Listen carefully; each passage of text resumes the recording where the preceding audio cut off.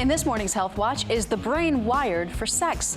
A new study finds that women with low sex drive show different patterns of brain activity compared with those whose sex drive is considered normal.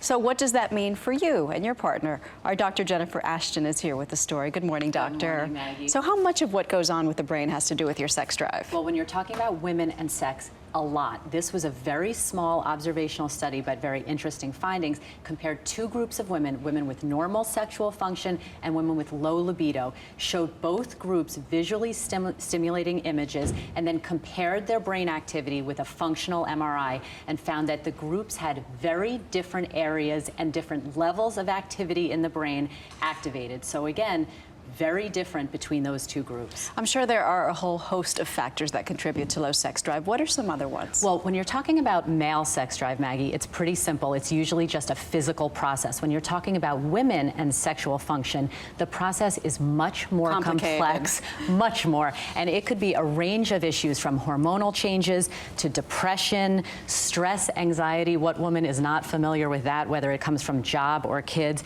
and medications, typically, ironically enough, even antidepressants can lower libido. So again, it is really a range of problems from head to toe. Every woman I can think of has had at least one of those things. It's not easy. Exactly. So what can we do to revive our sex drive if we ever feel like it's a little low? Well, the magic bullet, if you will, the magic pill, is under rigorous scientific study. Pharmaceutical companies are aggressively pouring resources into research and development to try to find the equivalent of the male version of Viagra. Right now, that really doesn't exist yet. So things that can help a woman with a variety of sexual issues, first of all, just being in a good state of health, exercising, being physically active outside the bedroom, believe it or not, is going to help you in the bedroom. Yeah, you instantly feel a high and it stays with you. Absolutely. And then there are some medications that, while they're not widespread used yet at this point, they can be effective for women, even some herbal therapies. And lastly, and probably underutilized by so many women, Maggie,